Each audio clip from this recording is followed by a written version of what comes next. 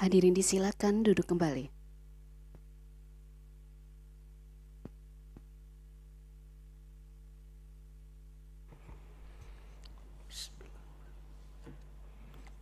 Sidang dibuka dan dinyatakan terbuka untuk umum. Assalamualaikum warahmatullahi wabarakatuh. Selamat siang, salam sejahtera untuk kita semua. Sebelum kita lanjutkan sidang ini, majelis menyampaikan permohonan maaf karena agenda persidangan yang sedianya jam 10 ternyata harus ditunda untuk sejenak karena rapat permusyawaratan hakim masih berlangsung sehingga memakan waktu yang sedianya untuk persidangan. Untuk itu sekali lagi majelis menyampaikan permohonan maaf. Agenda persidangan pada hari ini mendengar keterangan ahli dari Presiden. Ada 4 orang, Prof. Dr. Pramono Nindyo, Prof. Dr. Ibnu Sina Chandra Negara, Dr. Ahmad Reddy, Dendi Ramdhani, yang hadir langsung offline ada 3, 1 melalui online. Kita ambil sumpah atau janji terlebih dahulu sebelum memberikan keterangan. Mohon yang mulia Pak Daniel untuk memandu Prof. Pramono Nindyo. Dipersilakan. Baik, terima kasih Yang Mulia Ketua. Prof. Pramono Nindyo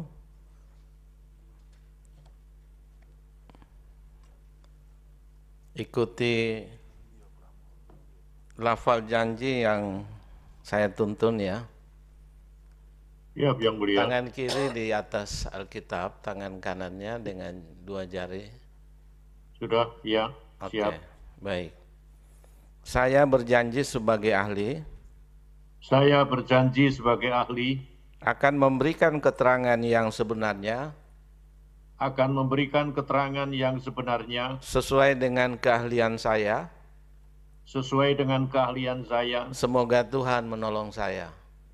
Semoga Tuhan menolong saya. Baik, terima kasih. Saya kembalikan pada Yang Mulia Pak Ketua. Ya, terima kasih Yang Mulia. Selanjutnya untuk ketiga ahli yang hadir, dipersilakan ke depan. Mohon Yang Mulia Pak Wahid untuk memandu.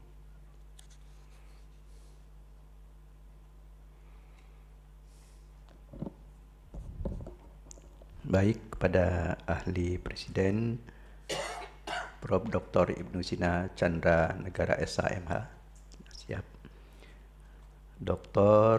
Ahmad Reddy SHMH. Keempat, Dendi Ramdhani SE, SEP, MSE, MPhil, PhD.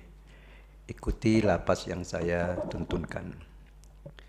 Bismillahirrahmanirrahim. Demi Allah, saya bersumpah sebagai ahli akan memberikan keterangan yang sebenarnya sesuai dengan keahlian saya. Terima kasih, saya kembalikan kepada Yang Mulia Ketua. Terima kasih Yang Mulia. Silakan kembali ke tempat duduk.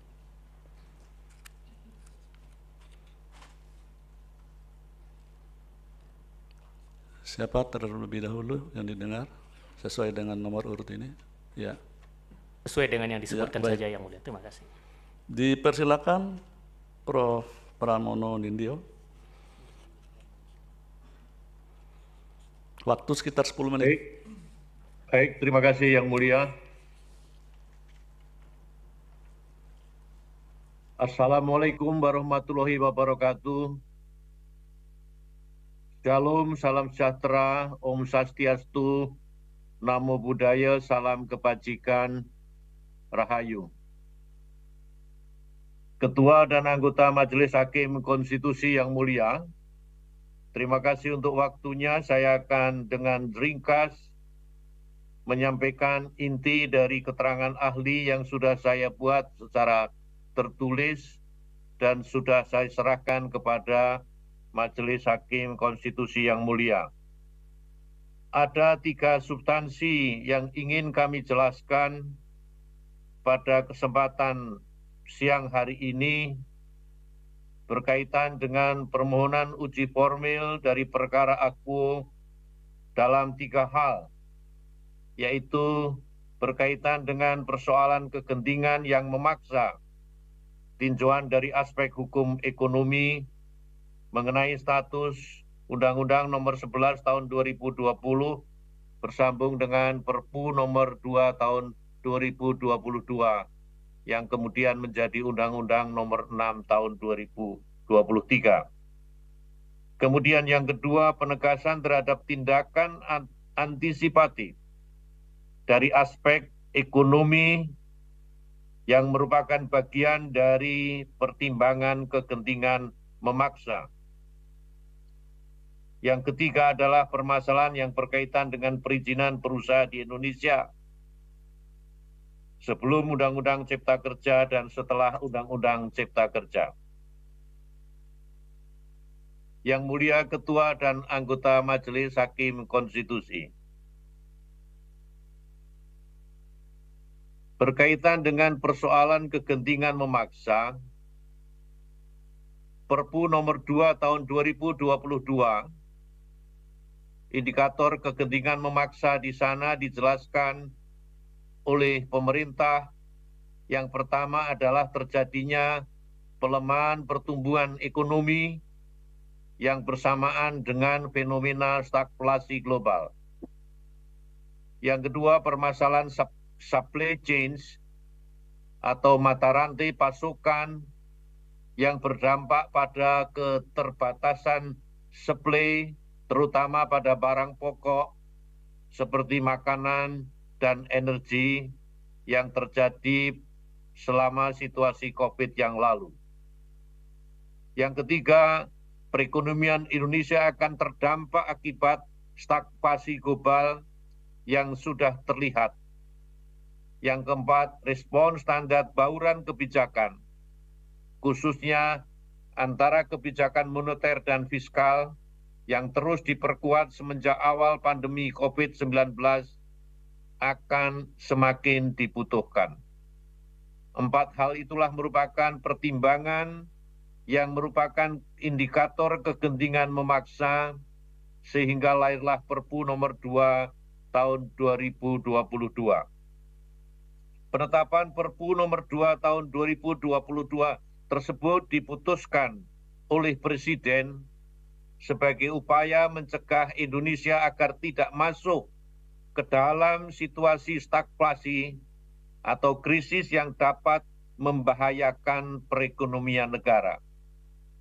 Saya kira semua kita sebagai anak bangsa yang berpikir jernih tidak akan mau Indonesia mengalami situasi krisis seperti yang terjadi pada tahun 97-98 dan tahun 2008 yang lalu, yang menyisakan persoalan yang tidak kunjung selesai sampai dengan saat ini.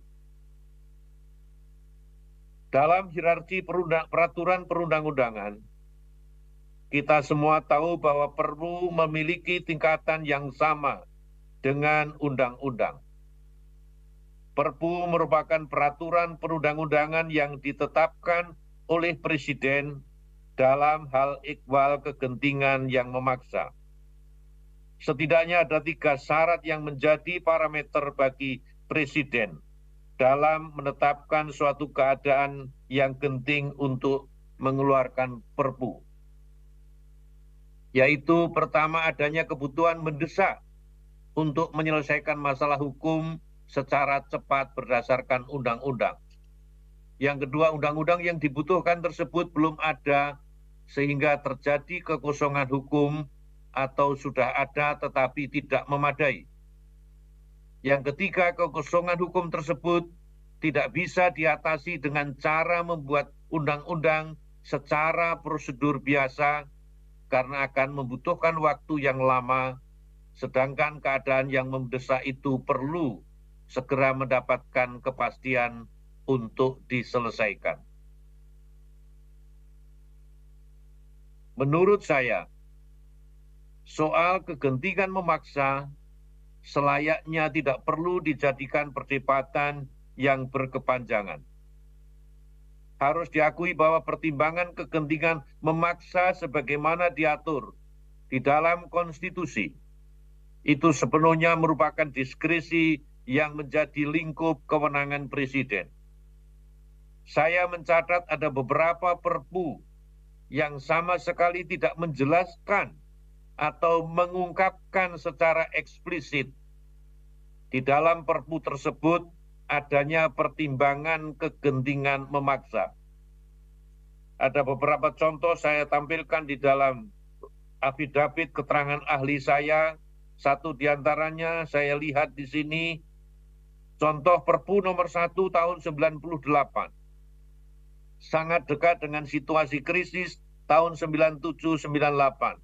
Dan kebetulan itu berada di dalam disiplin saya sebagai pemerhati hukum bisnis, yaitu Perpu tentang kepailitan. Di dalam Perpu tersebut, kalau kita semua membaca dan mempelajari, tidak ada kata-kata satupun yang secara eksplisit lahirnya Perpu tersebut mengatakan adanya kegentingan memaksa di dalamnya. Perpu ini lahir di tengah krisis, di mana pertimbangan kegentingan memaksanya sangat bernuansa pertimbangan ekonomis. Pemerintah waktu itu sudah menghabiskan dana talangan sekitar 600 triliun. Tidak pernah ada yang tegas mengatakan pada saat itu negara dalam keadaan darurat, dalam keadaan kegentingan memaksa. Itu tidak pernah tampil di dalam Perpu tersebut. Pertimbangannya adalah adanya gejolak moneter yang terjadi pada saat itu sejak pertengahan 97 yang telah berpengaruh tidak menguntungkan terhadap perekonomian nasional, menimbulkan keadaan kesulitan besar di kalangan dunia usaha untuk meneruskan kegiatan usahanya, terutama di dalam memenuhi kewajiban-kewajiban utangnya kepada para krediturnya. Pada saat itu tidak ada satupun orang yang meributkan lahirnya Perpu nomor 1 tahun 98. Kemudian contoh yang lain juga ada. Perpu nomor 1 tahun 2000 tentang kawasan perdagangan bebas. Jika kita mau mencermati dan mempelajari Perpu itu, tidak ada satupun alasan di dalam pertimbangan lahirnya Perpu itu yang secara eksplisit mencantumkan negara dalam keadaan kegentingan memaksa. Demikian juga di dalam Perpu nomor 1 tahun 2004 tentang perubahan dari Undang-Undang nomor 41 tahun 99. Tidak ada satu kalimat pun yang menyatakan negara dalam keadaan kegentingan memaksa, sehingga keluar Perpu tersebut. Pertimbangannya adalah karena adanya ketidakpastian hukum dalam berusaha di bidang pertambangan di kawasan hutan, terutama bagi investor yang telah memiliki izin atau perjanjian sebelum berlakunya undang-undang tersebut, sehingga dapat menempatkan pemerintah dalam posisi yang sulit dalam mengembangkan iklim investasi.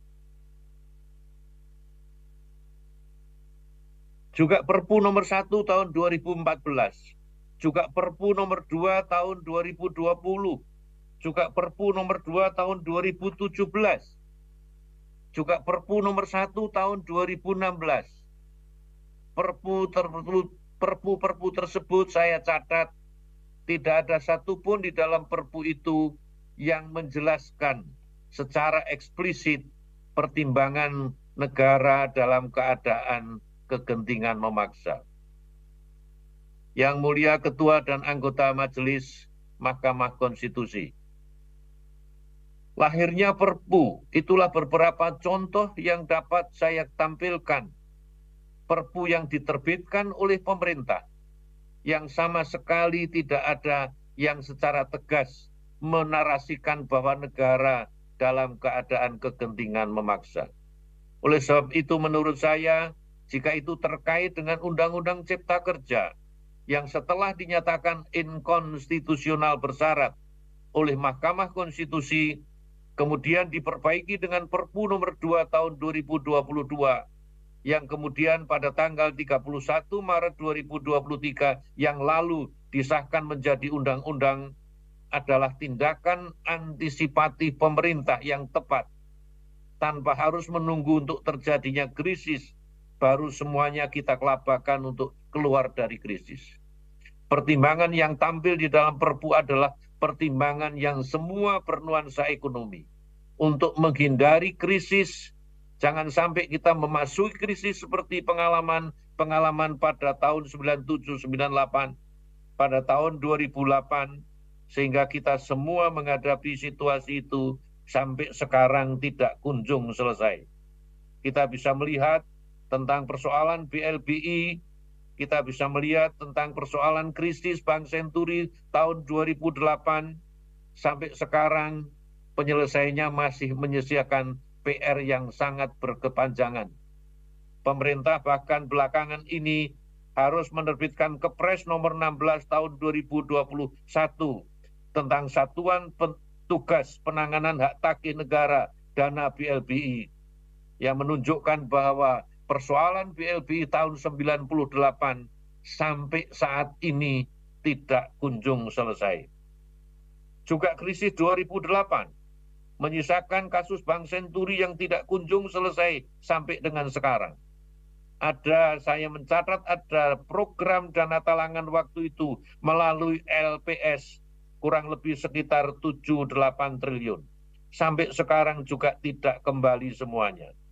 Oleh sebab itu kami mengajak semua anak bangsa, mari kita berpikir arif dan bijaksana menyikapi Perpu apapun. Yang saya contohkan beberapa contoh di depan tadi, Perpu apapun khususnya yang saat ini, Perpu nomor 2 tahun 2022 yang sudah disahkan menjadi Undang-Undang Cipta Kerja nomor 6 tahun 2023 dengan narasi-narasi yang sejuk. Narasi-narasi yang tidak selalu menyalahkan dan cenderung asal berbeda dengan kebijakan pemerintah. Janganlah kita sebagai anak bangsa dan kita sebagai bangsa yang besar terjebak dengan perdebatan-perdebatan yang menurut saya tidak perlu. Energi kita akan habis hanya untuk perdebatan yang masih pada aras prosedural, tidak menyentuh substansi. Dalam soal investasi untuk kemajuan dan kemakmuran bangsa, harus diakui, berbasis data negara kita sudah jauh tertinggal dengan negara-negara tetangga kita di kawasan ASEAN. Menurut saya lahirnya Undang-Undang Cipta Kerja, dengan lahirnya Undang-Undang Cipta Kerja ini, investasi asing secara langsung ke Indonesia tercatat mengalami peningkatan. Tahun 2021 saja tercatat sekitar 20,1 juta US$ masuk ke Indonesia, merupakan yang terbesar kedua di Asia Tenggara. Namun demikian apa yang terjadi, ada beberapa data yang saya tampilkan di dalam affidavit saya ini, laporan dari Institute for Management Development Watch Competitiveness Yearbook tahun 2023, peringkat daya saing kita memang meningkat, tetapi belum signifikan dengan iklim investasi. Masih kalah dengan negara-negara maju yang lain. Negara-negara Denmark, Irlandia, Swiss menempati posisi teratas dari laporan tersebut. Kita maju, namun kita tetap kalah di dalam persoalan infrastruktur, persoalan efisiensi yang dilakukan oleh negara-negara lain. Oleh sebab itu kita harus bersaing. United Nations Conference on Trade and Development, UNTAD, dalam World Investment Report 2022 juga mencatat dengan Undang-Undang Cipta Kerja sebenarnya foreign direct investment di Indonesia mulai meningkat. Saya berpandangan bahwa kalau kita menunda-nunda, menurut saya berarti kita mencuri waktu. Masih ada harapan di depan kita, namun juga tantangan dan persaingan semakin tajam di antara negara-negara di kawasan ASEAN.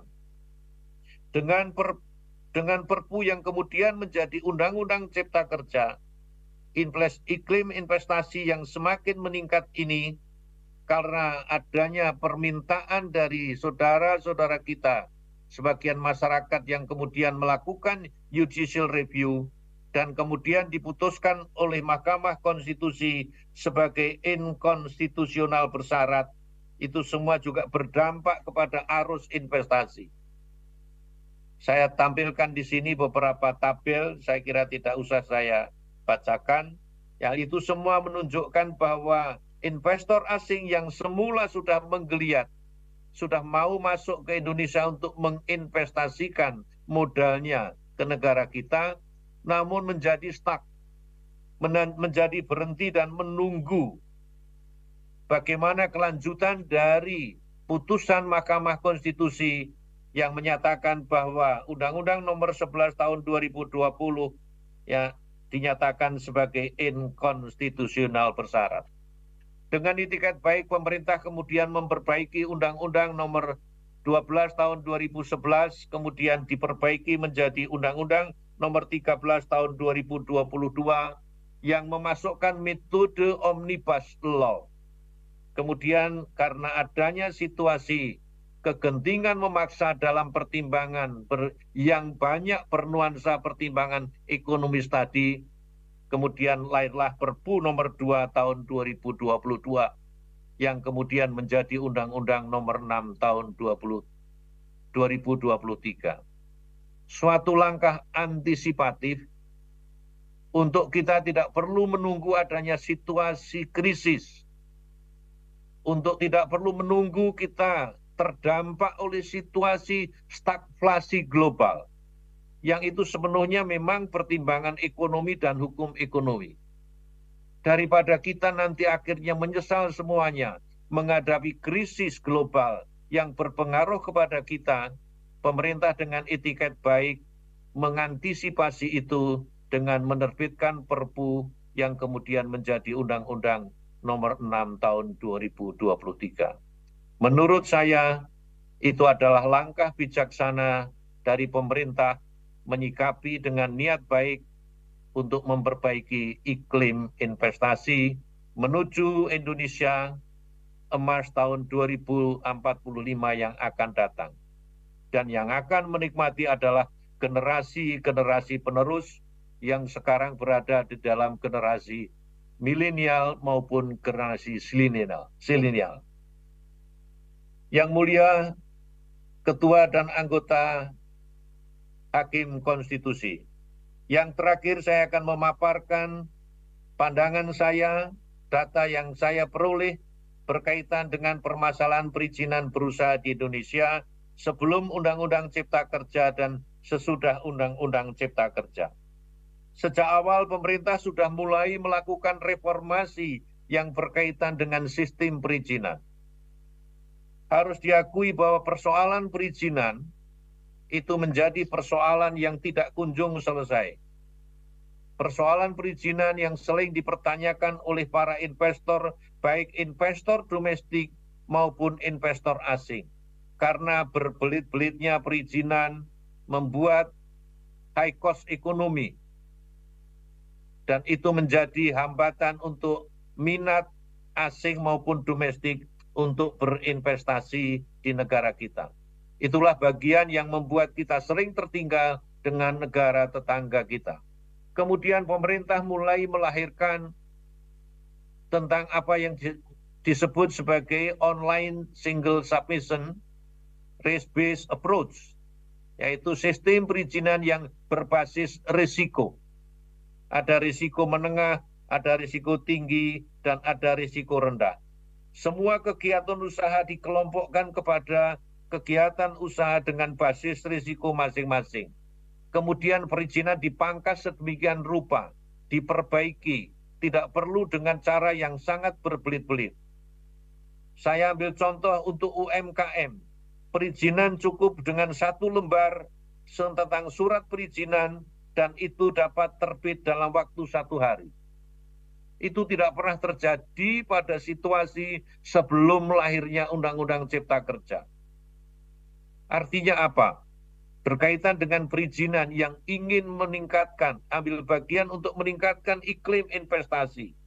Menurut saya tidak perlu kita ganggu dengan persoalan-persoalan yang masih pada aras prosedural, yang masih pada aras formal dan tidak menyentuh pada aras substansi. Ketentuan-ketentuan yang bisa saya contohkan setelah lahirnya Undang-Undang Cipta Kerja yang ingin mengembangkan atau memberdayakan usaha menengah kecil dengan cara pemberian izin yang sangat sederhana, dengan tujuan supaya UMKM bisa ikut ambil bagian mengisi tentang perkembangan perekonomian negara menuju kepada era global. Ketentuan-ketentuan yang dirubah oleh Undang-Undang Cipta Kerja berkaitan dengan persoalan UMKM saya ambil contohkan, yaitu tentang kriteria UMKM, tentang basis data tunggal. Sekarang membentuk PT perorangan sangat mudah. Dengan mekanisme online, tidak usah lama-lama 1 hari selesai. Dia akan disebut sebagai badan hukum. Pengelolaan terpadu UMKM, kemitraan, kemudahan perizinan, kemudahan fasilitas pembiayaan dan insentif pajak. Kemudahan-kemudahan seperti ini tidak pernah diperoleh sebelum lahirnya Undang-Undang Cipta Kerja.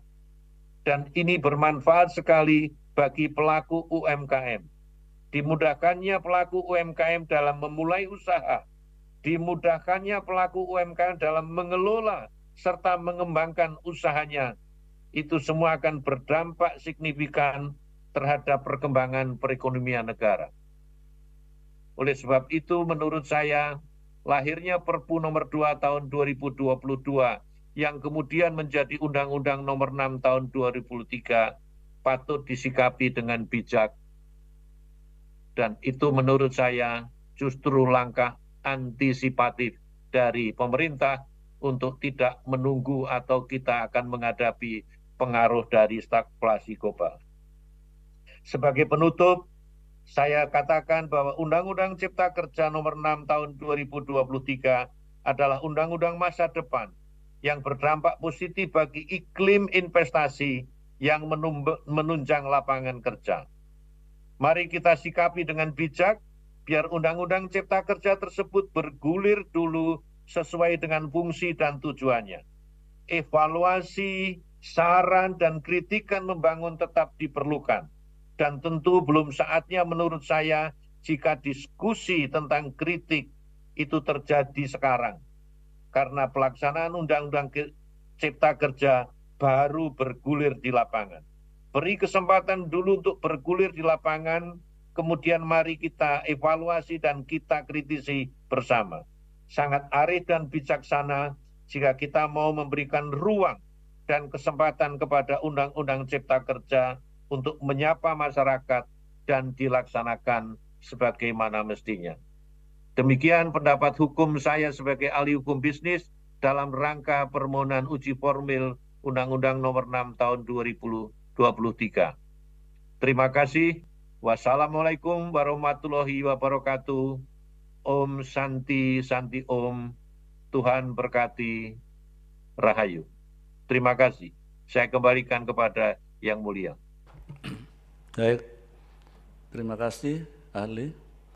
Ahli berikutnya Prof. Dr. Ibnu Sina. Dipersilakan di podium.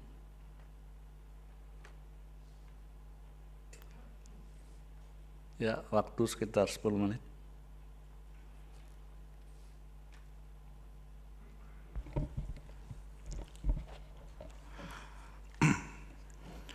Bismillahirrahmanirrahim.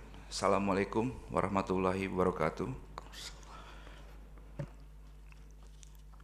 Yang terhormat, yang mulia Majelis Hakim Konstitusi, yang juga saya hormati perwakilan dari Presiden, dan DPR, yang juga saya hormati para pemohon dalam perkara ini. Izinkan saya untuk menyampaikan pokok-pokok keterangan saya berkaitan dengan pendapat hukum atas perkara nomor 54 tahun 2023 perihal pengujian formil Undang-Undang nomor 6 tahun 2023 tentang penetapan Perpu nomor 2 tahun 2022 tentang Cipta Kerja menjadi undang-undang. Yang mulia Majelis Hakim Konstitusi, bahwa dalam perkara pengujian formil Undang-Undang nomor 6 tahun 2023 yang selanjutnya ahli menyebut sebagai Undang-Undang AKUO, menilai bahwa terdapat 3 pertanyaan pokok yang harus dijawab untuk dapat digunakan dalam memecahkan persoalan konstitusionalitas pembentukan Perpu tersebut, sebagaimana diuraikan dalam dalil-dalil para pihak dalam perkara ini. Pertanyaan pertama, yaitu apakah terbitnya Undang-Undang nomor 6 tahun 2023 dapat dianggap melawan putusan Mahkamah Konstitusi nomor 91 tahun 2020. Yang kedua, apakah ketiadaan suatu perpu dalam sidang DPR berikutnya untuk dibahas persetujuannya, maka dapat dikualifikasikan sebagai tidak disetujuinya perpu tersebut. Yang ketiga, apakah penerbitan perpu berarti menafikan partisipasi publik yang bermakna atau meaningful participation. Yang mulia Majelis Hakim Konstitusi, bahwa terhadap persoalan pertama, maka ahli bermaksud untuk menggunakan doktrin hukum yang berkaitan dengan sifat dan bentuk tindak lanjut dalam putusan judicial review. Dalam berbagai doktrin hukum, sifat dan bentuk tindak lanjut putusan judicial review umumnya disinonimkan dengan konsep constitutional compliance atau kepatuhan konstitusi, dan doktrin mengenai pembangkangan konstitusi atau constitutional disobedience sebagai pisau analisisnya. Terhadap doktrin yang pertama atau doktrin constitutional compliance merupakan doktrin yang hadir untuk menjawab persoalan mengenai apakah, mengapa, dan bagaimana bentuk kepatuhan atas putusan pengadilan, khususnya putusan judicial review. Doktrin ini dapat ditemui dalam berbagai riset dan publikasi seperti karya Richard M. Johnson dalam The Dynamics of Compliance, Supreme Court Decision Making from New Perspective, atau artikel Diana Kapuscinski dan Matthew M. Teller dalam Compliance, Conceptualizing, Measuring, and Explaining Adherence to Judicial Rulings. Dalam doktrin ini, atau constitutional compliance, umumnya dikenal beberapa bentuk kepatuhan konstitusi dalam bentuk tindak lanjut atas putusan judicial review yang umumnya memiliki 4 bentuk. Pertama, yaitu bentuk kepatuhan putusan judicial review yang diimplementasikan melalui putusan legislasi nasional secara reguler. Kemudian yang kedua, legislasi darurat atau putusan pengadilan dalam kasus konkret. Ini dikemukakan oleh beberapa sarjana. Kemudian bentuk yang kedua adalah implementasi putusan melalui keputusan-keputusan atau perbuatan konkret pemerintahan. Dalam beberapa praktik dapat diterapkan kepada peraturan Mahkamah Agung atau sejenisnya. Bentuk ketiga adalah melalui penetapan batasan-batasan dalam melakukan perjanjian internasional apabila putusan judicial review yang dimaksud berhimpitan dengan hukum internasional. Bentuk yang keempat adalah bentuk kepatuhan yang khas yang ada di Amerika Serikat, yaitu dengan dilakukan oleh pengadilan pada negara bagian tertentu hingga level pengadilan terendahnya. Yang mulia Majelis Hakim Konstitusi, lalu apabila doktrin mengenai bentuk tindak lanjut putusan judicial review tersebut dituangkan ke dalam tren tindak lanjut putusan MK di Indonesia, maka dalam praktiknya putusan MK menyangkut pengujian undang-undang ditindaklanjuti ke dalam 5 bentuk. Pertama, bentuk mematuhi putusan MK melalui pembentukan undang-undang yang mengikuti dengan perintah amar atau pertimbangan MK. Bentuk ini umumnya dilakukan sebagai tindak lanjut sepenuhnya mengikuti putusan MK sebelumnya. Misalnya dalam perkara putusan nomor 29 tahun 2007, tanggal 30 April 2008 tentang pengujian Undang-Undang nomor 8 tahun 92 tentang perfilman yang memiliki amar konstitusional bersyarat dan kemudian ditindaklanjuti melalui pembentukan Undang-Undang nomor 33 2009 tentang perfilman sebagai pengganti Undang-Undang nomor 8 tahun 92. Kedua, bentuk mematuhi putusan MK melalui pembentukan undang-undang yang mereformulasi istilah, bentuk, konsep yang berbeda meski terkesan serupa di masa mendatang. Bentuk ini diamanatkan melalui pasal yang sama, yaitu pasal 10 Undang-Undang 11 2012 sebagai bentuk yang pertama, namun bentuk ini cenderung mereformulasi istilah, konsep yang berbeda meski terkesan serupa. Hal ini dapat ditemui dalam pengujian Undang-Undang Nomor 41 Tahun 2014 tentang perubahan Undang-Undang Nomor 18 Tahun 2009 tentang peternakan dan kesehatan hewan, karena dianggap menghidupkan kembali pasal-pasal dalam Undang-Undang Nomor 18 Tahun 2009 tentang peternakan dan kesehatan hewan yang pernah dibatalkan oleh Mahkamah Konstitusi. Pemohon dalam perkara ini mengajukan judicial review ke Mahkamah Konstitusi dengan berdasarkan pada putusan MK Nomor 137 Tahun 2009. Putusan tersebut membatalkan frasa zona dalam suatu negara dengan kata zona pada pasal 26C ayat 1 dan pasal 36C ayat 3 Undang-Undang Peternakan tersebut, di mana frasa tersebut kembali muncul dalam Undang-Undang Nomor 41 Tahun 2014. Adapun dalam putusan tersebut MK mengabulkan sebagian permohonan pemohon. Akhirnya permohonan pengujian Undang-Undang Nomor 41 Tahun 2014 tersebut diputus oleh MK dengan mengabulkan sebagian dengan bentuk varian inkonstitusional bersyarat melalui putusan 129 tahun 2015. Ketiga, bentuk mematuhi putusan MK melalui tidak melakukan tindakan apapun. Bentuk ini adalah bentuk tindak lanjut putusan MK yang ditentukan atas suatu hal inkonstitusional dan tidak menimbulkan kekosongan hukum. Salah satunya adalah putusan MK nomor 66 tahun 2004 yang menyatakan pasal 50 Undang-Undang MK inkonstitusional. Bentuk keempat adalah bentuk di mana mematuhi putusan MK melalui pembentukan peraturan perundang-undangan di bawah undang-undang, keputusan tata usaha negara, Beleitsregel atau tindakan faktual pemerintah. Contohnya ada banyak sekali. Salah satunya adalah contohnya putusan nomor 54 tahun 2008 yang ditindaklanjuti dengan peraturan Menteri Keuangan. Bahkan dalam peraturan Menteri Keuangan tersebut, dalam konsideran menimbang, disebutkan bahwa peraturan Menteri Keuangan itu ditetapkan untuk melaksanakan putusan MK.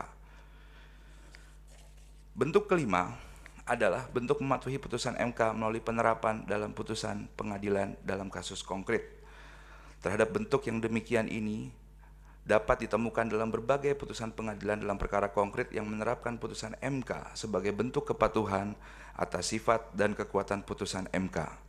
Meski tidak dapat dipungkiri dalam beberapa perkara, tidak ditindaklanjuti sebagaimana mestinya seperti putusan MA nomor 996 tahun 2006, putusan MA nomor 174 tahun 2006. Berdasarkan diuraian di atas, maka dengan terbitnya Undang-Undang AKUO, yang kemudian saya menyimpulkan dan berpendapat bahwa ini adalah bentuk ke-6, yaitu bentuk tindak lanjut putusan MK melalui penerbitan Perpu atau kategori emergency legislation sebagaimana doktrin ini bertumbuh dan berkembang. Putusan MK nomor 91 tahun 2020 ditindaklanjuti melalui Undang-Undang Perpu nomor 2 tahun 2022 yang kemudian disetujui dan ditetapkan menjadi undang-undang. Dalam pernyataan Perpu tersebut bahkan disebutkan dalam konsideran menimbang huruf F yang menyatakan bahwa untuk melaksanakan putusan MK nomor 91 tahun 2020 perlu dilakukan perbaikan melalui penggantian terhadap Undang-Undang nomor 11 tahun 2020 tentang Cipta Kerja. Maka sebagaimana diuraikan di muka, model semacam ini merupakan bentuk ke-6 yang ditemui dalam doktrin constitutional compliance sebagaimana dijelaskan di muka. Yang mulia Majelis Hakim Konstitusi, berkenaan dengan yang kedua, doktrin tentang pembangkangan konstitusi yang dialamatkan kepada pembentukan Undang-Undang Nomor 6 Tahun 2023, maka izinkan ahli untuk menjelaskan berkaitan dengan doktrin constitutional disobedience ini. Dalam doktrin hukum tata negara, constitutional disobedience dikenal sebagai kegiatan pembacaan atau pelaksanaan konstitusi secara alternatif atau memberontak. Dalam berbagai diskursus oleh para sarjana, bahkan constitutional disobedience banyak menyandingkannya sebagai bentuk perbuatan melawan hukum dari segi hukum tata negara. Apabila dikaitkan dengan penerbitan Perpu Cipta Kerja, maka sebagian kelompok yang tidak setuju memandang Perpu sebagai melanggar konstitusi. Padahal apabila ditinjau dari segi formil, Presiden juga memiliki kewenangan menerbitkan Perpu yang dijamin melalui pasal 22 Undang-Undang Dasar 1945. Lalu pertanyaannya, bagaimana bisa dikatakan melanggar konstitusi jika kewenangan menerbitkannya justru dijaminkan oleh konstitusi? Apabila ditelaah dari segi historis, memang senyatanya pasal 22 Undang-Undang Dasar 1945 merupakan bentuk serupa dari pasal 93 ayat 1 Wet op Standrechtting van Nederlands Indie tahun 1922 yang biasa kita kenal dengan Indische Staatregeling, yang memang memungkinkan lahirnya peraturan Gubernur Jenderal Hindia Belanda berdasarkan keadaan dringende omstandigheden atau apa yang dimaknai sebagai keadaan genting yang memaksa. Namun, klausula serupa justru tidak dimiliki oleh Belanda sendiri melalui konstitusi tahun 1814-nya. Oleh karena itu, konsep pasal 22 Undang-Undang Dasar 1945 memang bercorak konsentrasi kekuasaan dalam proses legislasi. Terlepas 1 abad kemudian, tahun 2009, Mahkamah Konstitusi melalui putusan 138 tahun 2009 menyempurnakan dengan menentukan 3 syarat perlu dalam penerbitan Perpu, namun hingga kini terbitnya Perpu-Perpu yang kemudian lahir tetap tidak lepas dari subjektivitas murni Presiden. Sebagai contoh, ketika terbitnya Perpu nomor 1 tahun 2020 yang umumnya dikenal sebagai Perpu COVID-19 merupakan jenis Perpu yang menyampingkan banyak norma UU yang undang-undang yang dianggap menghambat penanganan COVID-19. Namun pilihan tersebut diperlukan dalam menjaga tindakan pemerintah dalam penanggulangan COVID-19 sebagaimana diafirmasi Mahkamah melalui paragraf 3.16.1 dalam putusan MK nomor 37 tahun 2020. Contoh lainnya, Perpu nomor 1 tahun 2002 perihal pemilihan umum juga bentuk Perpu yang sulit dipahami ketika menyangkut aspek rasional mengenai kegentingan maksa apa yang kemudian diatur mengenai kebolehan menggunakan nomor urut yang sama seperti pemilu tahun 2019, pasal 179 ayat 3 Perpu 1 tahun 2022 sebagai nomor urut pada pemilu tahun 2004. Dengan beberapa contoh yang demikian itu, bagaimana kemudian merasionalkan bahwa terbitnya Perpu Cipta Kerja merupakan constitutional disobedience ketika justru dalam praktik-praktik yang mencerminkan subjektivitas juga memiliki peran yang signifikan. Apabila yang dimaksudkan oleh karena adanya mandat untuk melakukan perbaikan tata cara dalam pembentukan Undang-Undang 11 tahun 2020 berdasarkan paragraf 3.20.3 putusan MK nomor 9 tahun 91 tahun 2020, maka apakah dengan Presiden menerbitkan Perpu pencabutan UU Cipta Kerja nomor 11 tahun 2020 tidak bisa dianggap sebagai upaya perbaikan yang berdasarkan pilihan hukum yang disandari oleh kebijaksanaan Presiden yang dijamin menurut Undang-Undang Dasar 1945 atau yang biasa dikenal dengan istilah Presidential Leadership Legal Policy. Suka atau tidak suka, jabatan Presiden merupakan jabatan yang merepresentasikan kepemimpinan negara. Bahkan terlepas apapun jumlah pemilih yang memilihnya pada saat pemilu, Presiden memiliki kewajiban melindungi segenap warga negara yang memilihnya maupun yang tidak memilihnya. Kritik terhadap tindakannya merupakan sesuatu yang lazim. Eric Posner bahkan mengemukakan the president who routinely are judged are the greatest leader are also most heavily criticized by legal scholar. Menurutnya, bahkan kepemimpinan presiden yang baik adalah kepemimpinan presiden yang mampu mengatasi hambatan, rintangan dalam pemisahan kekuasaan yang disusun oleh konstitusi. Meski begitu, hal yang dilematis adalah justru di bagian itulah kerap menjadi pusat orientasi titik kritik. Berdasarkan hal yang demikian itu, maka dapat dipahami Perpu merupakan produk hukum yang mencerminkan instrumen yuridis kepemimpinan Presiden, sehingga dasar pembenar Perpu pada akhirnya bukan pada keadaan dan kenyataan hukum, melainkan pada tujuan politik tertentu, political circumstances, atau bahkan economy circumstances. Berdasarkan dua doktrin tersebut, ahli mengambil kesimpulan bahwa Perpu Cipta Kerja yang disetujui menjadi undang-undang akuo dapat dibenarkan sebagai bentuk tindak lanjut putusan MK. Selain itu, tindakan penerbitan Perpu tersebut tidak dapat dikualifikasikan sebagai pembangkangan konstitusi atau yang umum dikenal sebagai constitutional disobedience dikarenakan lahir berdasarkan kewenangan konstitusional yang dimiliki oleh Presiden. Yang Mulia Majelis Hakim Konstitusi. Terhadap pertanyaan kedua, ahli berpendapat bahwa di dalam pasal 22 Undang-Undang 1945 mengatur dua hal, yaitu privilege power dan prosedur. Privilege power yang dimaksud adalah emergency regulatory power atau kewenangan Presiden dalam hal ihwal kegentingan memaksa dapat menerbitkan peraturan pemerintah yang dimaksud sebagai pengganti undang-undang, dan emergency legislative approval atau kewenangan DPR untuk menentukan atau mengambil keputusan setuju atau tidaknya yang juga ditentukan akibat hukumnya. Sedangkan prosedur atau emergency due process of lawmaking yaitu berkenaan dengan prosedur persetujuan DPR pada sidang berikutnya atau umum yang disebut sebagai time limit of approval. Terlepas kedua aspek yang diatur tersebut, ahli hendak memfokuskan berkenaan dengan pengambilan keputusan atau konstitusionalitas Perpu oleh DPR atau yang dikenal dengan emergency legislative approval. Ahli memandang pengambilan keputusan berupa persetujuan Perpu oleh DPR merupakan aspek jauh lebih substansial dibandingkan batas waktu pengambilan keputusannya apabila meninjau rumusan pasal 22 Undang-Undang Dasar 1945 dan praktiknya. Hal ini disebabkan Undang-Undang Dasar 1945 hanya secara tegas menentukan subjek, Presiden dan DPR, objek, Perpu, dan keadaan dalam hal ihwal kegentingan memaksa. Sedangkan mengenai aspek legislative approval, batas waktu, time limit, dan ukuran quorum atau size tidak begitu jelas dan tegas ditentukan dalam Undang-Undang Dasar 1945. Yang Mulia Hakim Konstitusi, bukan tanpa maksud menyampingkan waktu perihal persetujuan pada sidang berikutnya, karena namun dalam praktiknya, persetujuan Perpu kadang bisa terlalu cepat. Contohnya Perpu nomor 2 tahun 2020 atau Perpu COVID. Persetujuan Perpu yang melewati masa sidang berikutnya, sebagaimana pada penjelasan pasal 52 Undang-Undang Pembentukan Peraturan Perundang-Undangan, namun belum juga diambil keputusan terhadapnya. Contohnya Perpu nomor 4 tahun 2008 tentang JPSK, dan bahkan terdapat Perpu yang belum dilakukan pengambilan keputusan oleh DPR persetujuannya hingga kini. Contohnya Perpu 3 tahun 98 yang mencabut Perpu 2 tahun 98. Sedangkan ukuran quorum, size, tidak pernah jelas nampak apakah terdapat syarat jumlah suara dari kehadiran anggota DPR yang hadir dalam pengambilan keputusannya atau legislative approval. Berdasarkan praktik ketatanegaraan yang terjadi sejauh ini menunjukkan pasal 22 Undang-Undang Dasar 1945 nyatanya hidup dengan fluktuasi prosedur.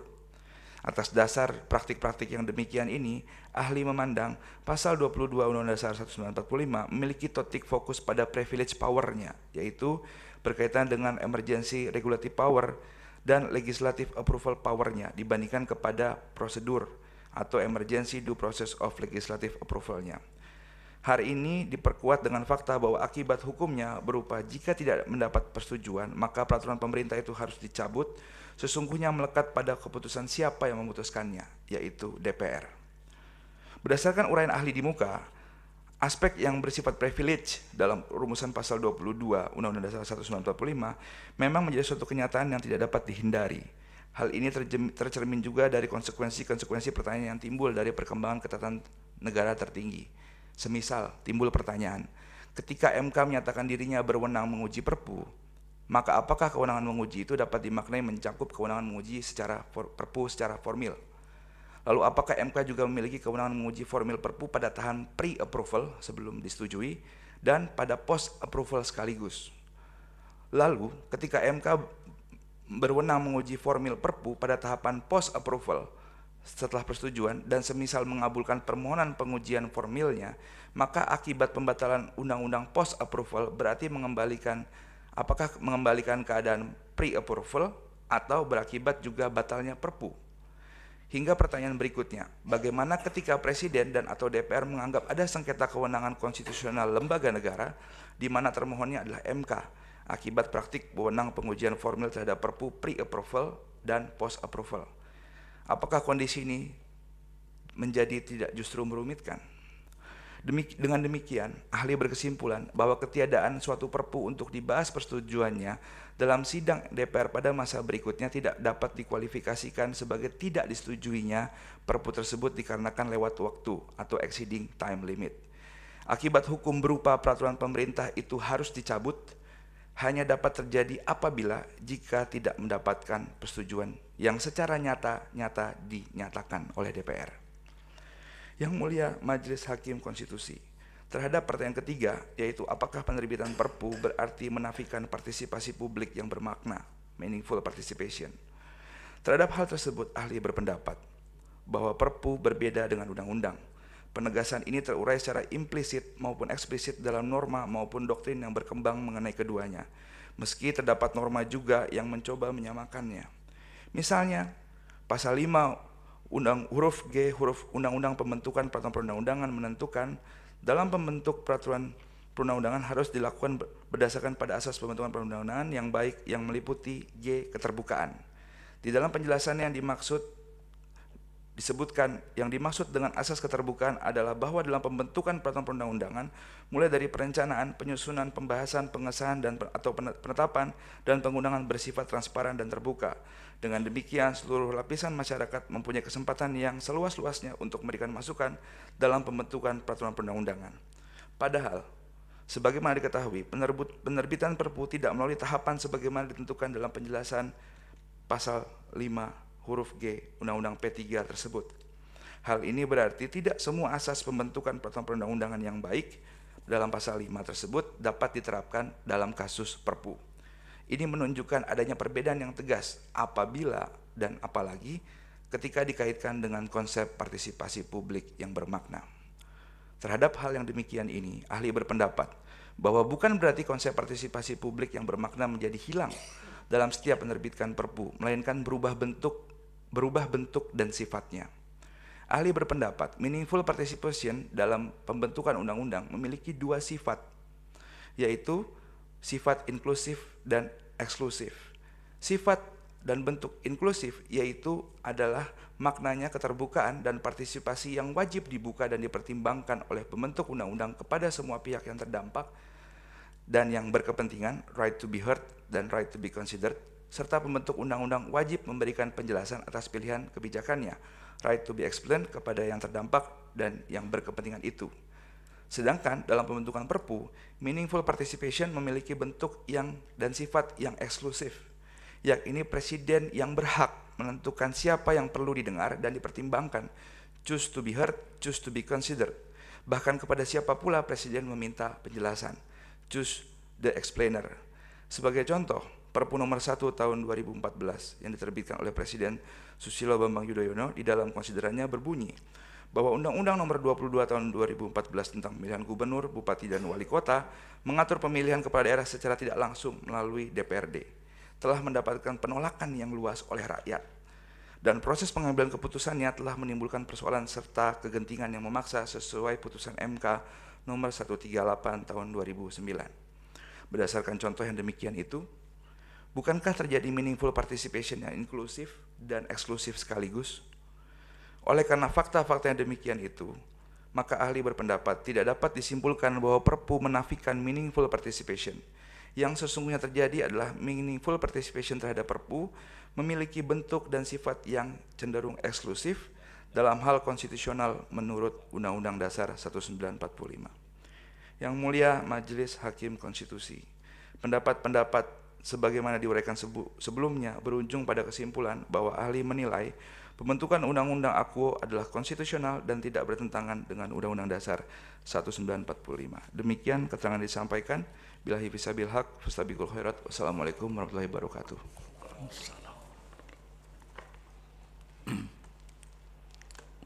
Ya, terima kasih ahli. Selanjutnya ahli Dr. Ahmad Reddy, dipersilakan.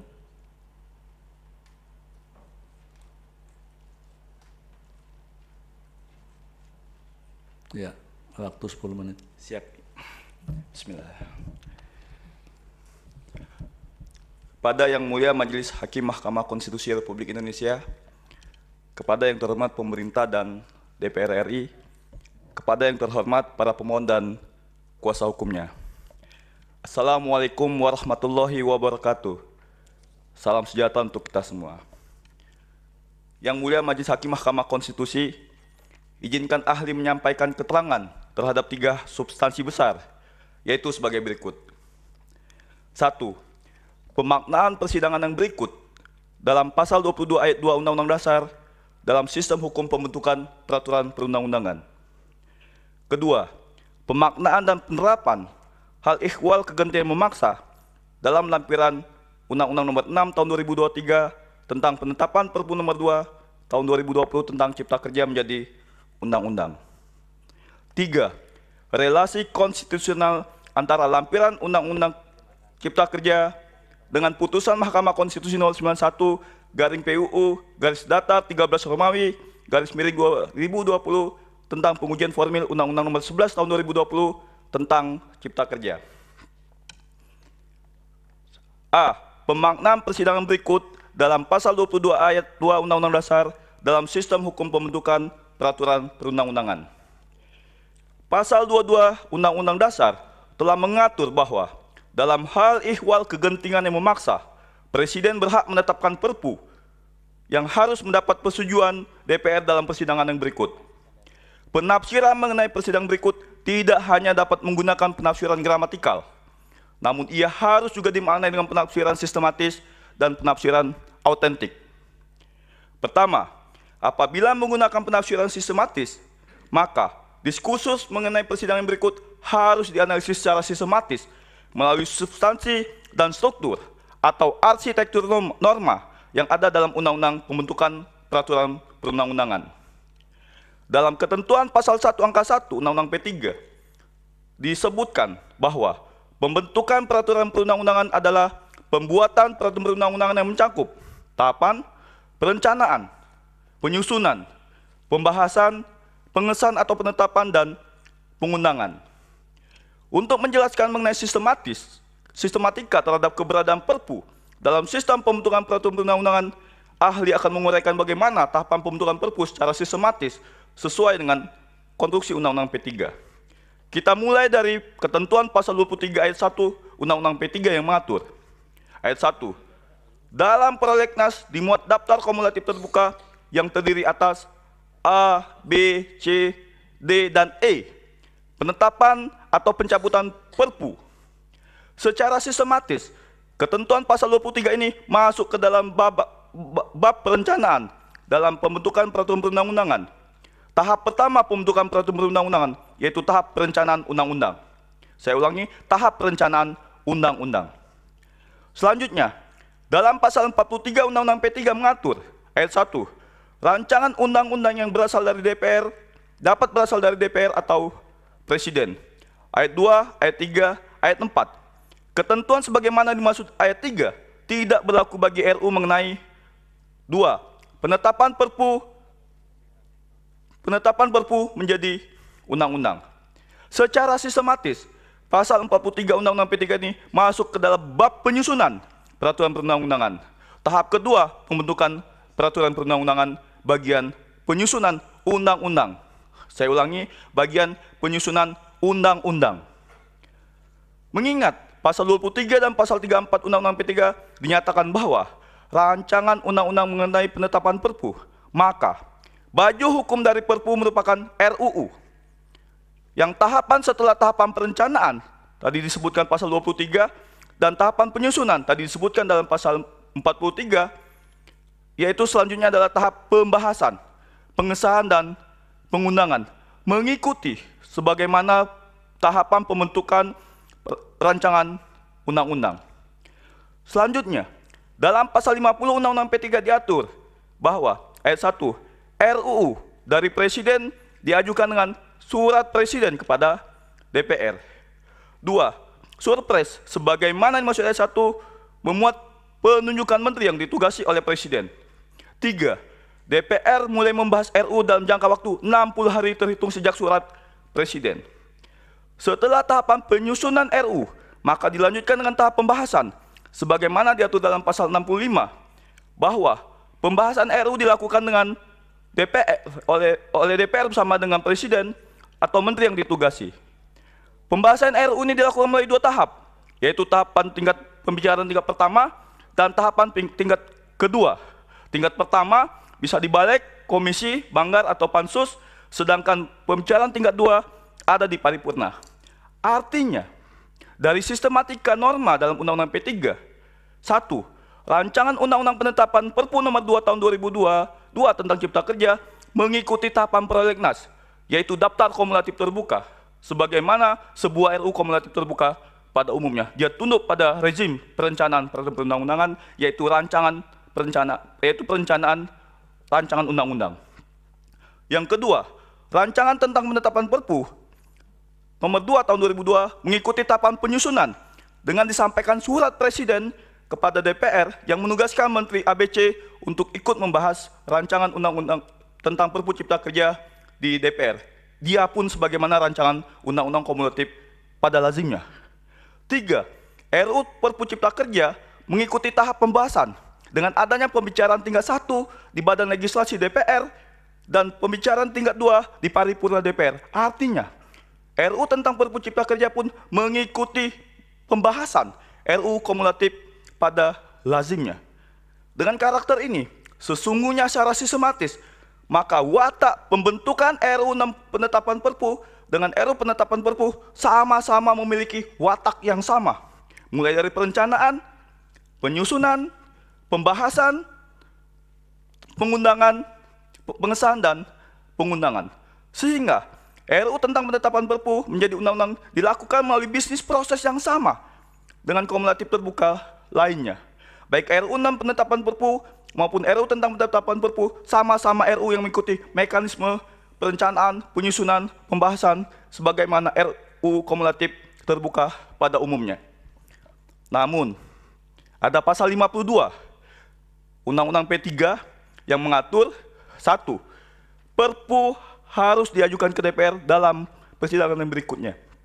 Dan yang kedua, pengajuan Perpu dilakukan dalam bentuk pengajuan rancangan undang-undang tentang penetapan Perpu menjadi undang-undang. Ketentuan pasal 52 ini pun masuk ke dalam bab penyusunan. Dan jika dianalisis, penyusunan ini memastikan dalam konteks bagaimana teknik pembentukan peraturan perundang-undangan sudah sesuai atau tidak dengan lampiran 2 Undang-Undang P3. Sejatinya, ketentuan pasal 52 ini harusnya masuk bab pembahasan. Selain itu, apabila memenuhi ketentuan pasal 52 ini, maka tentu mekanisme pembicaraan di tingkat 1 tidak perlu dilakukan. Karena tentu ini memberikan beban terhadap waktu. Karena Perpu dibebani pasal 52, tapi kemudian dia harus ikut pembahasan tingkat 1 dan tingkat 2, sebagaimana rancangan undang-undang reguler pada umumnya. Ini ada cacat sejak lahir Undang-Undang P3 yang mendudukkan Perpu di dua kaki, dua wajah, dua arus yang membuat ketidakpastian berhukum dalam pembentukan Perpu dalam Undang-Undang P3. Sehingga kita harus bijak, harus berhati-hati, karena DPR menjalankan konstitusionalnya menempatkan RUU tentang penetapan Perpu dengan adanya pembicaraan tingkat 1 dan pembicaraan tingkat 2. Padahal, jika kita baca di pasal 52 ayat 4, dalam hal Perpu mendapat persetujuan dalam rapat paripurna, hanya rapat paripurna saja, tidak ada rapat di pembicaraan tingkat 1. Dengan demikian, apabila menggunakan penafsiran sistematis, maka pembentukan RUU penetapan Perpu kemudian menjadi Undang-Undang 6 tahun 2023 ini dapat dimaknai 1. Undang-Undang nomor 6 tahun 2023 tentang penetapan Perpu Cipta Kerja menjadi undang-undang memenuhi tahapan pembentukan peraturan perundang-undangan, sehingga pemaknaan dalam persidangan berikut mengikuti proses pembentukan RUU pada lazimnya. 2. Secara khusus, RUU mengenai penetapan Perpu menjadi undang-undang harus segera dan seketika diputuskan nasibnya oleh DPR mengenai disetujui atau tidak menjadi undang-undang. Hal ini berbeda dengan RUU dengan status bukan penetapan Perpu yang telah disampaikan oleh Presiden kepada Ketua DPR, dapat secara tentatif dan tentatif pula untuk dibahas oleh DPR karena tidak terdapat urgensi, kesegerahan, dan kesetikaannya. 3. Pemaknaan persidangan berikutnya tidak semata-mata hanya secara tekstual, namun ia harus dimaknai secara kontekstual dan berhukum secara lentur. Yang Mulia Majelis Hakim Mahkamah Konstitusi. Kedua, apabila menggunakan tafsir autentik, maka Muhammad Yamin, perumus Undang-Undang Dasar 1945 di BPUPKI dan PPKI menyatakan, perkataan dalam sidang yang berikut adalah berhubungan dengan harus dapatnya persetujuan DPR dengan waktu dan tidak dengan waktu harus mengajukan ke DPR. Yang maksud kebijaksanaan pemerintah, persidangan yang berikut bermaksud persidangan sesudah Perpu diajukan ke DPR. Muhammad Yamin mengatakan bahwa frasa persidangan berikut ialah persidangan setelah Perpu diajukan oleh Presiden ke DPR. Secara original intent, maka dimaknai bahwa kewajiban konstitusi Presiden yaitu mengajukan Perpu ke DPR, dan tugas DPR meskilah menyidang eksistensi Perpu. Maka persidangan berikutnya ialah waktu DPR menyidang eksistensi Perpu setelah Perpu disampaikan ke Presiden, bukan dihitung sejak Perpu ditetapkan oleh Presiden. Hal itu dinyatakan pula dalam pasal 52 ayat 1 yang mengatur bahwa Perpu harus diajukan ke DPR dalam persidangan yang berikut. Sehingga setelah diajukan oleh Presiden, maka DPR harus memutus persetujuan atau ketidaksetujuan Perpu pada masa sidang yang sama atau pada masa sidang yang berbeda. Apabila diformulasi dalam bangunan norma, maka antara pasal 22 Undang-Undang Dasar, pasal 52 ayat 1, 2, 3, 4 Undang-Undang P3, penjelasan pasal 52 Undang-Undang P3, maka ada masalah konflik norma, distorsi norma, dan kontestasi norma, sehingga kemudian ini menjadi masalah dalam konteks interpretasi problem. Namun demikian, dalam pertimbangan putusan Mahkamah Konstitusi nomor 43 garing PU garing 18 Romawi garing 2020 yang menyatakan ketentuan pasal 22 ayat 2 Undang-Undang 45 menyatakan bahwa Perpu harus mendapat persetujuan Dewan Perwakilan Rakyat dalam persidangan berikut. Menurut Mahkamah, ketentuan tersebut mengatur mengenai batasan waktu bagi DPR memberikan persetujuan atau tidak memberi persetujuan atas Perpu yang ditetapkan oleh Presiden, yakni dalam persidangan yang berikut. Adanya frasa persidangan berikut merupakan perintah konstitusi agar DPR dapat segera memberikan kepastian mengenai penilaian terhadap Perpu yang telah ditetapkan oleh Presiden tersebut. Jika setuju, maka Perpu tersebut menjadi undang-undang. Sebaliknya, jika tidak disetujui, maka Perpu tersebut harus dicabut atau dibatalkan. Bahwa persoalan konstitusional selanjutnya yang harus dijawab adalah apakah penilaian DPR untuk memberi persetujuan atau tidak atas Perpu harus dilakukan pada masa sidang berikutnya, persis pada masa sidang setelah Perpu itu dikeluarkan, ataukah pada masa sidang berikutnya lagi, ataukah bagaimana jika Perpu ditetapkan pada masa sidang DPR sedang berlangsung dan setelahnya adalah masa reses, sehingga DPR harus dapat memberikan persetujuan atau tidak setelah masa reses tersebut berakhir. Apabila melihat berbagai macam argumentasi di atas, maka sesungguhnya pemaknaan terhadap masa sidang berikutnya bersifat dinamis, moderat, namun fungsional, yaitu DPR haruslah segera memberikan penilaian terhadap RUU penetapan Perpu tersebut pada sidang pengambilan keputusan, mengingat esensi diterbitkan Perpu adalah karena adanya keadaan kegentingan yang memaksa sebagai syarat absolut. Dengan demikian, apabila Presiden menetapkan Perpu pada tanggal 30 Desember 2022, kemudian mengajukan Perpu tersebut pada DPR pada masa sidang 3 pada tanggal yang dimulai 10 Januari 2023 dan berakhir pada tanggal 16 Februari 2023, selanjutnya DPR memberikan persetujuan atas Perpu pada tanggal 21 Maret 2023, yaitu pada masa sidang keempat, maka ia sudah memenuhi ketentuan persidangan berikut dalam penafsiran sistematik dan autentik. B. Pemaknaan al-ihwal kegentingan memaksa dalam lampiran Undang-Undang Nomor 6 Tahun 2023 tentang penetapan Perpu Nomor 2 Tahun 2020 tentang Cipta Kerja menjadi undang-undang. Mengenai al-ihwal kegentingan memaksa, sebagaimana secara jelas dinyatakan dalam putusan MK Nomor 138, maka terkait dengan hal ihwal kegentingan memaksa, ahli akan menyampaikan urgensi pembentukan Perpu dalam dua dimensi, yaitu dimensi struktural dan dimensi fungsional. Pertama, dalam dimensi struktural, maka dalam hal ini dimulai dari implementasi putusan MK 91 tahun 2020 yang menyatakan bahwa Undang-Undang 11 tahun 2020 tentang Cipta Kerja dinyatakan inkonstitusional bersyarat. Secara prinsip, menurut ahli, ada 3 arahan MK atas peraturan Cipta Kerja di masa depan, yaitu 1. Legalisasi metode Omnibus Law dalam Undang-Undang P3. 2. Pelaksanaan meaningful participation. Dan yang ketiga, larangan perubahan terhadap materi muatan pasca persetujuan bersama DPR dan Presiden.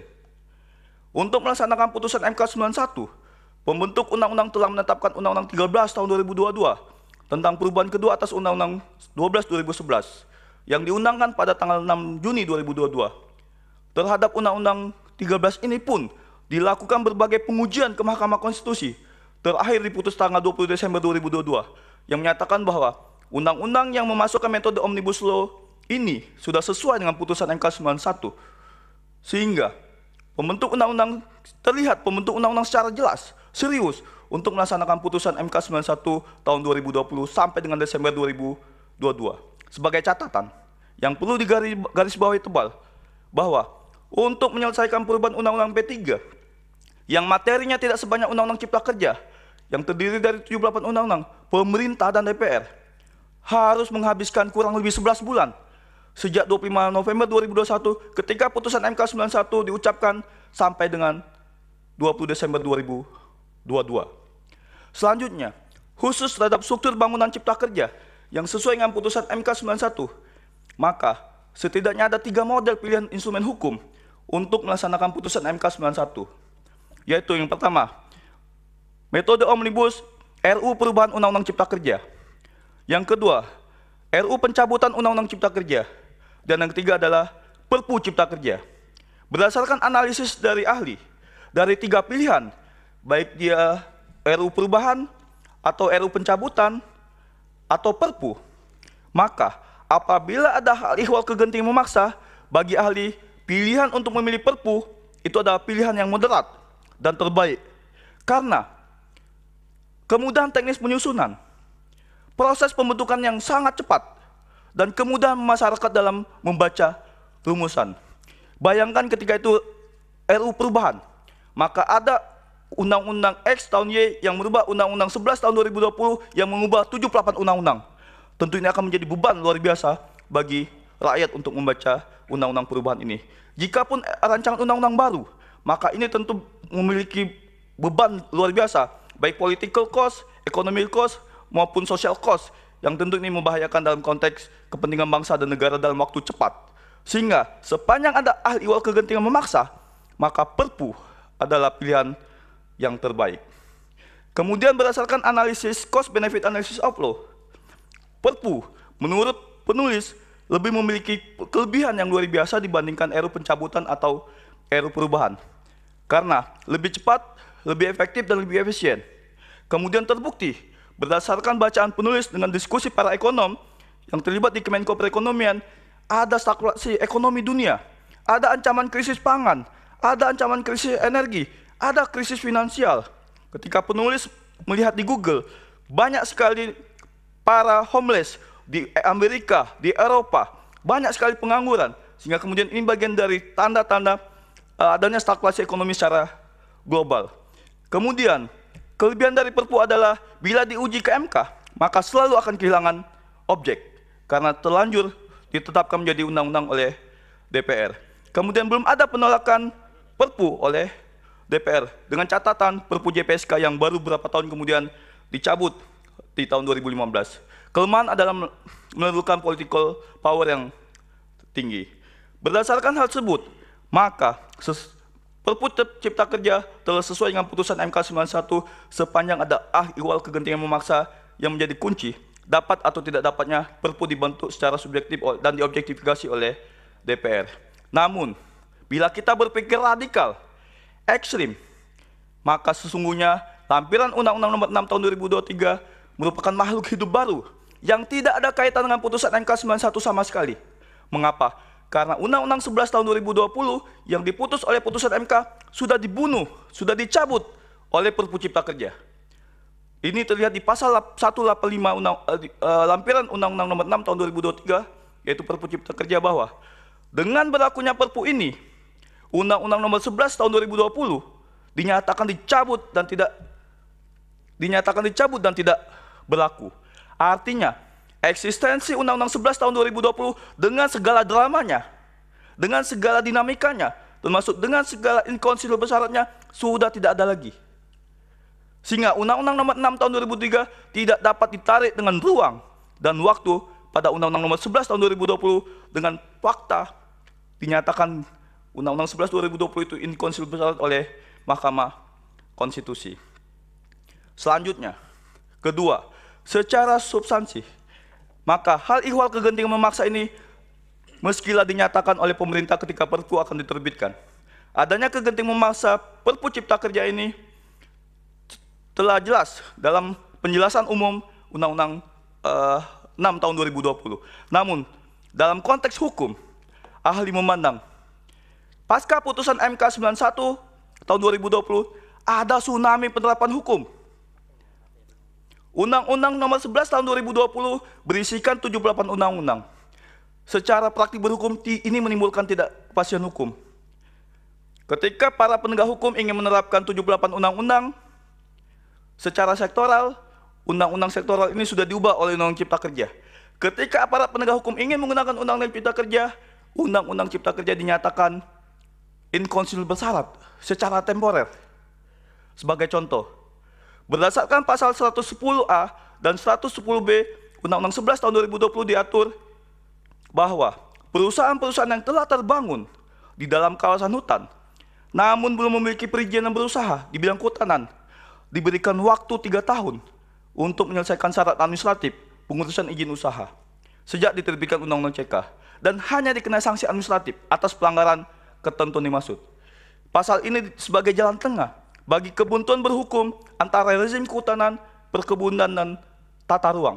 Namun, banyak perusahaan-perusahaan yang kemudian harus menjadi tersangka, termasuk Duta Palma, Pak Pepeng, yang kemudian disangkakan melakukan tindak pidana korupsi. Padahal oleh Undang-Undang Cipta Kerja, dia dinyatakan diberikan pengampunan dengan membayar denda administratif dan harus mengurus perizinan berusahanya. Ada perdebatan di majelis hakim di pengadilan. Apakah Undang-Undang Perpu Cipta Kerja, apakah Undang-Undang Cipta Kerja masih berlaku atau tidak? Dan ini membahayakan. Belum lagi soal pengupahan.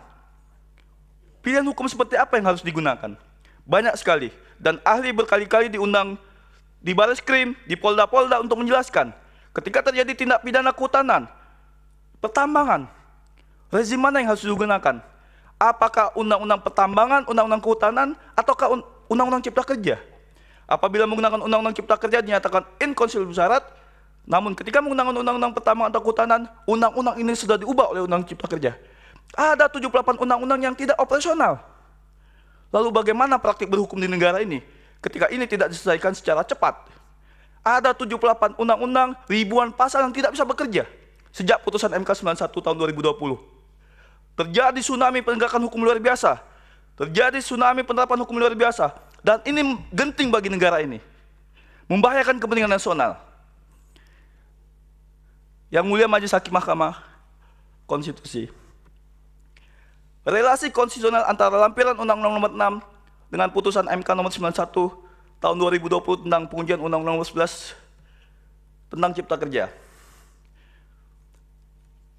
Dalam bagian menimbang, putusan MK 91 tahun 2020 dinyatakan bahwa menimbang bahwa tanpa bermaksud menilai konstitusional materi Undang-Undang AKU karena terhadap Undang-Undang AKU banyak diajukan permohonan pengujian secara materi Mahkamah, sementara Mahkamah belum mengadili Undang-Undang AKU secara material, maka dalam melakukan perbaikan proses pembentukan Undang-Undang AKU, pembentuk Undang-Undang memiliki kesempatan untuk mengkaji kembali beberapa substansi yang menjadi keberatan dari beberapa kelompok masyarakat.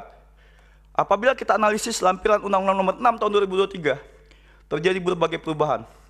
Misalnya sektor ketenagakerjaan. Dulu pasal 64 Undang-Undang Ketenagakerjaan dihapus oleh Undang-Undang 11 tahun 2020. Tapi kemudian berdasarkan aspirasi dari pekerja, pasal 64 tentang outsourcing dihidupkan kembali di Perpu Cipta Kerja. Kemudian ada masukan dari para penyandang disabilitas bahwa frasa cacat dalam Undang-Undang Ketenagakerjaan diganti menjadi frasa disabilitas. Merespon masukan masyarakat disabilitas, kemudian Undang-Undang Cipta Kerja pun diubah pasal 67 dengan kata disabilitas. Upah minimum pun disesuaikan dengan formula yang diusulkan oleh masyarakat. Begitu pula Undang-Undang Jaminan Produk Halal. Banyak keluhan dari UMKM terkait bagaimana kemudian berbelit-belit, biaya mahal, proses yang sulit ketika mengurus fatwa halal. Perpu Cipta Kerja kemudian mendobrak. MUI harus dalam 3 kali 24 jam sudah mengeluarkan sertifikat halal.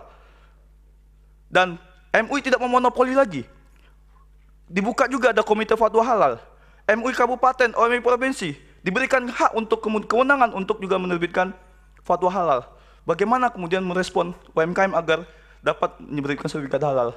Begitu pula ada harmonisasi Undang-Undang HPP dan Undang-Undang HKPD. Yang Mulia Majelis Hakim Mahkamah Konstitusi. Akhirnya, demikian keterangan ahli ini saya sampaikan.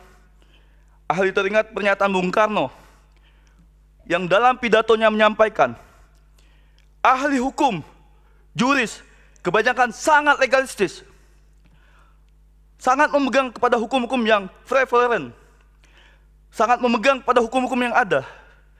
Sehingga jikalaupun diajak revolusi, revolusi yang berarti melemparkan hukum yang ada, revolution rejects yesterday. Amat sulit yang demikian itu. Begitu pula yang dikatakan oleh mendiang guru kami, Profesor Syarif Raharjo, bahwa hukum itu untuk manusia, bukan manusia untuk hukum. Sehingga hukum bernilai bukan karena itu hukum, melainkan karena ada kebaikan di dalamnya. Wallahu a'lam bishawab. Semoga Allah Subhanahu wa taala menolong bangsa dan negara ini. Wassalamualaikum warahmatullahi wabarakatuh. Waalaikumsalam. Ya.